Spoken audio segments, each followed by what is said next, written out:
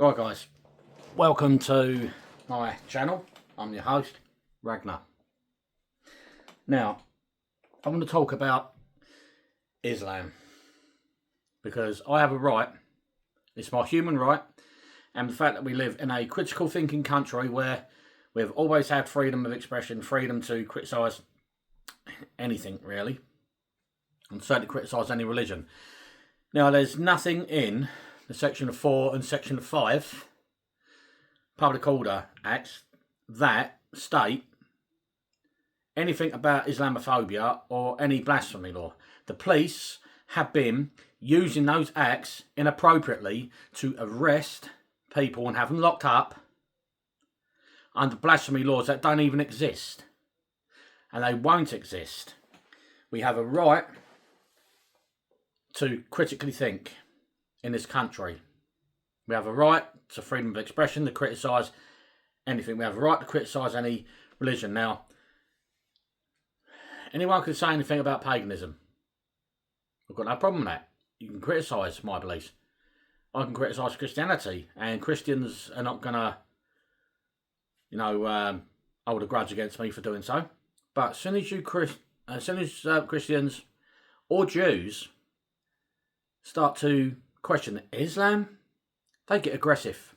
They get violent very quick. They start saying how they will kill you. They start saying how they will rape you, rape your mother, rape your daughters, come out of all this crazy crap. Does it sound like a religion of peace to you? No, it doesn't. Anyway, let's go. It does not sound like a religion whatsoever. It is not a religion, it is a cult. Now, for those of you who do not know the origins of Allah, I will explain. Baal was known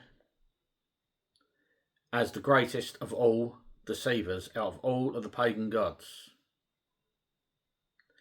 Christians call Baal the devil, or Satan, or Lucifer. But Baal has a connection to Odin. Odin banished his dark side. The dark half of him, his dark twin, Baal. Now, Muhammad was not a prophet whatsoever. He was a murderer, he was a rapist, and a nonce. He raped a woman after killing her husband and cousin, I believe. And he married her, forced her to marry him. Now, the problem I have with this, she would not have consented to sex on the wedding night. He raped her. Reason why she wouldn't have consented to that is that she would not have wanted to even marry a guy that's just killed her husband, cousin or brother or whoever that it was. I'll have to revisit that story. But I'm fairly familiar with it. It's in the back of my mind. I just can't remember all the details at the moment. So bear with me. But anyway, she would not want to have sex with him. He also obviously married Aisha and had sex with her when she was 9. And it says in the Quran that she was still playing with dolls when he entered the room and had sex with her.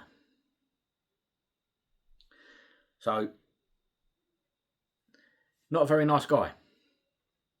Now, he stole the statue of Baal from Syria, and he took it to the Kaaba in Mecca, where he destroyed 365 idols, pagan gods. And he then placed Allah, or Baal, should I say, in front of the Kaaba and said, you know, this God is Allah. One true God, blah, blah, blah, this, that, the other, and the rest of the BS that come out of his mouth. Now, he didn't write the Quran. The Quran was actually written about 30 years after the death of Muhammad by his son. The stories in the Quran were stolen from the Havamal, which is basically Odin's version of the Bible, which is more a philosophy on life than the Bible. But the stories are stolen from that, as well as from the Christian Bible. These are stories that we already knew, already familiar with. He also corrupted them with his own BS. Now, his son would have also added crap to it as well.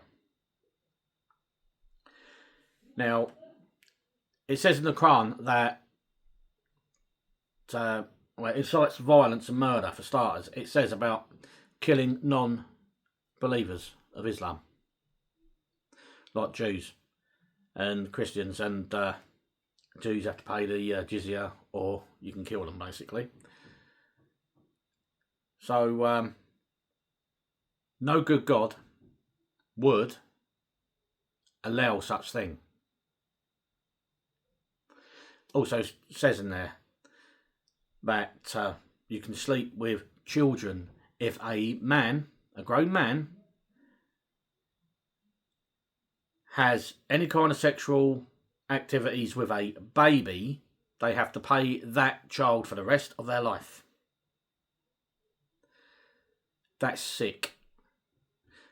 Because I make this clear, anyone ever did anything like that to my son, they would not be breathing. I would take the life of anybody that tried to harm my child. And if I saw any other child being abused or attacked, I am going to bust the head of the person doing it. It's as simple as that. Now, I'm pagan, and I ain't, again, inciting violence here, but children are sacred to pagans because they carry on our bloodline, and the children are our future.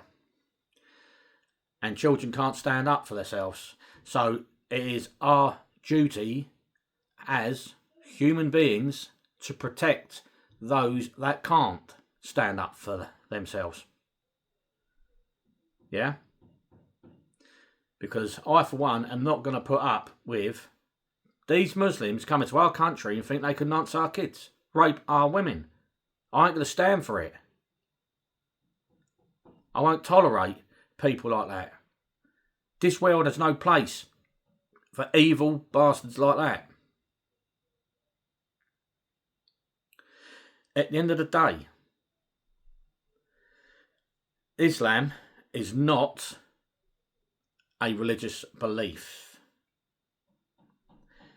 Muhammad was not a prophet. What did he prophesy? Nothing. He didn't prophesy a damn thing.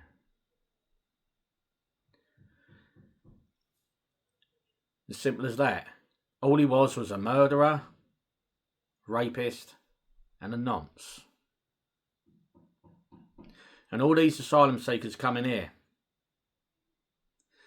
They're coming here claiming that their belief is a religion of peace. But why is it their countries are all at war? Yeah? Palestine. Keir Starmer recognises it as a state. Well, it is a state. The whole place is a state. Because the Palestinians are there and they need to get out and give the lands back to the Jews. That land was once Judea. It belonged to Judea.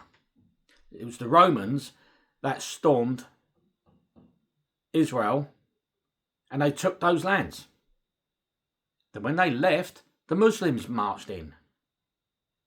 The land does not belong to them. It belonged to the Jews. So, should Palestine be recognised as a state? No. Should they be recognised as invaders and terrorists? Yes. If anything, they're trespassing on land that's not theirs. And Hamas, anyone supports Hamas, Hezbollah, Al-Qaeda, ISIS, the Taliban, they should all be deported. And any treacherous English people that support them and support Palestine, they should be bloody deported with them. They have no place here if they are going to support a terrorist organisation. I won't put up with traitors like that. And as far as Keir Starmer's concerned, he has no place in our politics. Just like any foreign person, this is England. And we have Wales, Scotland and Ireland, which form Great Britain, alongside England. This is our flag behind the Union Jack, the St George's Cross, the flag of Northern Ireland and Scotland. I'm proud of that flag. And I'm very proud that my people have started to wake up to see the truth. That this is not people coming here, fleeing war-ridden countries, coming here for help. They're coming here to invade. They're coming here to do exactly to our lands what they're doing to their own. And I will not have it. I will not have our children nonced by these people. I will not have our women raped by these people. And what I say to the British public is this. I don't incite violence, but be vigilant. Stick up for your fellow man.